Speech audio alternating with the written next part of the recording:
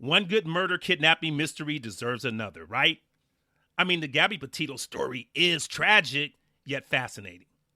Did Brian Laundrie kill her or didn't he?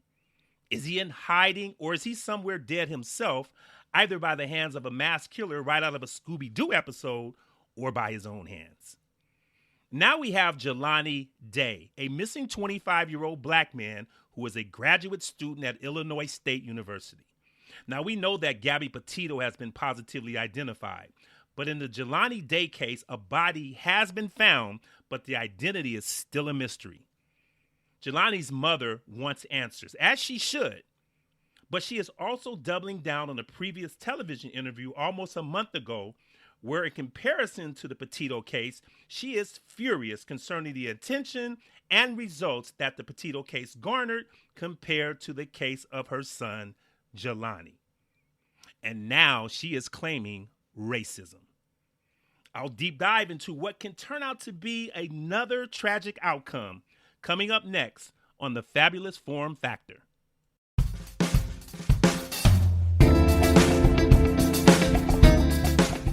Want to hear something fabulous? Broadcast in a forum and full of facts? Well, you've come to the right place. It's the Fabulous Forum Factor podcast with all its pizzazz. And now here's your host, Mr. Kenneth Moultrie.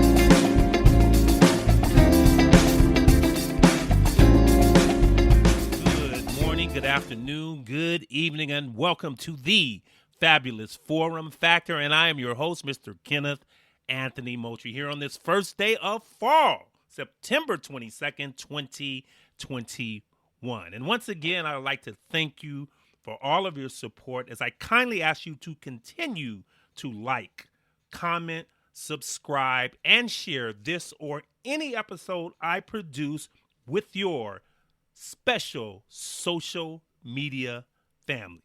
So, ladies and gentlemen, today I would like to say right from the get-gate, if you enjoy my episodes of the Fabulous Forum Factor and you like to hear me talk, then you are going to absolutely, positively love this particular episode, because I am getting ready to preach.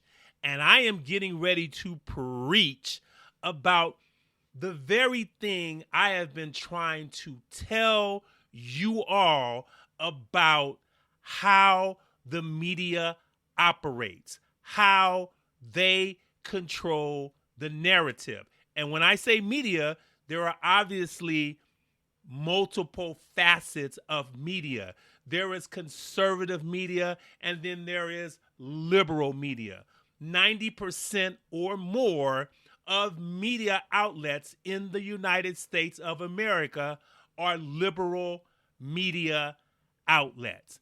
And the calling card, the biggest selling juicy T-bone steak on the top of the liberal media menu is race. Racism. That is what drives ratings. That is what riles up the natives, and that is their selling and calling card. So today, this is a two-prong episode. It's more about Jelani Day, a young 25-year-old black man, college educated, who's been missing since August 24th. That's like right at a month. He's been missing. And now this is being compared to the Gabby Petito story. As you know, that most of it is kind of now coming to fruition. Her body was found a few days ago, and the boyfriend, Brian Laundrie, is still at large somewhere. So, Jelani Day, and I really don't, I kind of want, I have a couple of sound bites I am going to play, and normally I get into the description and kind of lay the background down about this particular person or whoever I am talking about, but I would like the soundbite to do the work in this particular case for me. Now, Jelani Day, like I said, has been missing since August 24th. Now, that is long before this Gabby Petito situation grew legs. And there was a body that was actually found. So Jelani Day is missing. He goes to, he's a graduate student. He graduated from Alabama A&M. Good for him. He got his bachelor's degree, and now he's furthering his education at Illinois State University, and he wants to be a speech pathologist. So he's actually seen on camera, I think it was a still photos, of him entering a cannabis shop in Bloomington, Illinois. And you can see him going into a cannabis shop with a particular type of attire on. Now, he's been missing. His car, he had a 2010 kind of a well-to-do kind of a car. And this guy here, ladies and gentlemen, he is, he fits the bill. He is absolutely clean cut. He is absolutely a handsome young man. He is doing the doggone thing in school. And his car was found in a wooded area covered with some type of shrubbery or rubbish.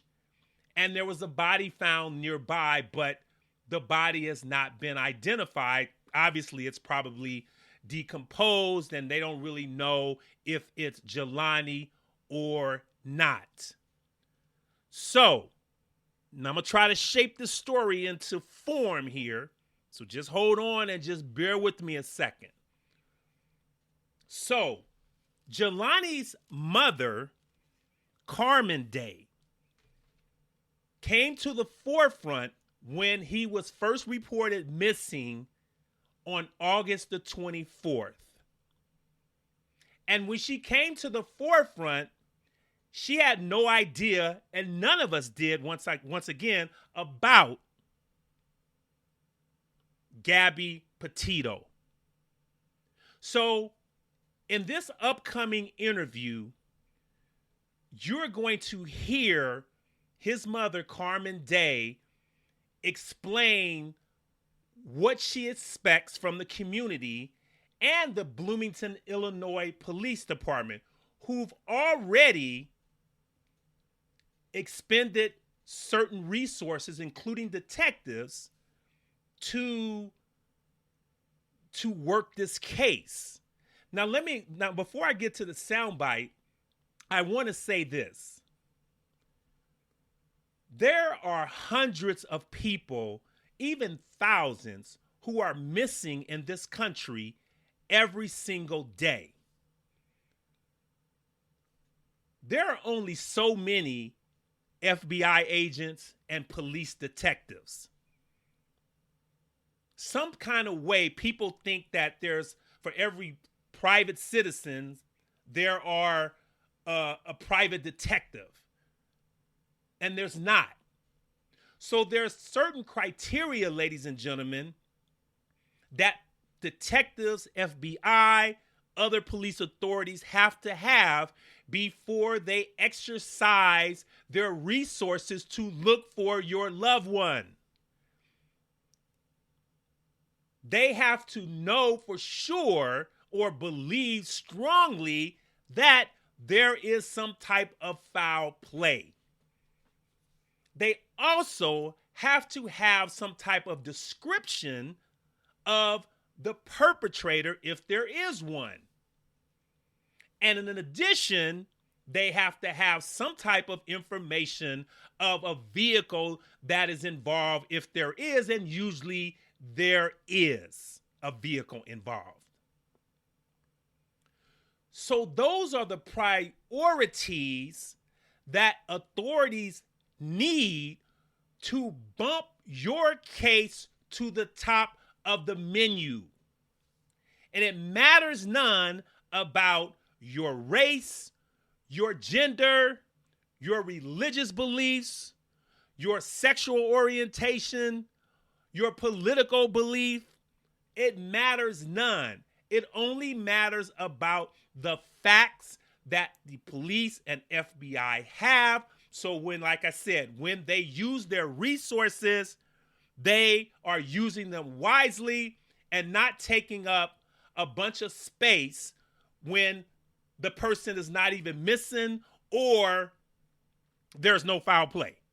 So without further ado, here is the mother, Carmen Day, pleading to what she expects.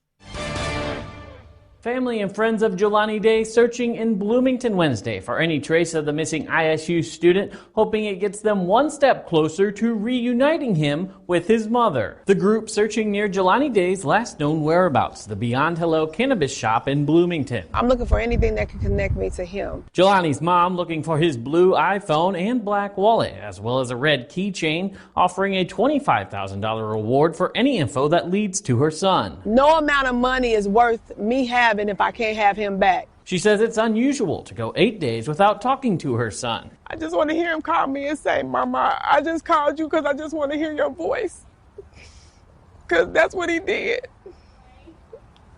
He would call me just to hear my voice. Bloomington police still leading the investigation. We're just trying to locate where he's at. You know, it's an unusual case. A BPD spokesperson says detectives are sifting through info, but still need your tips or leads. They're absolutely vital. We can call, we can go look over there, we can check into it, check security camera and say, hey, that is him. And now we've got a place that we can start looking, you know, knocking on doors, calling people.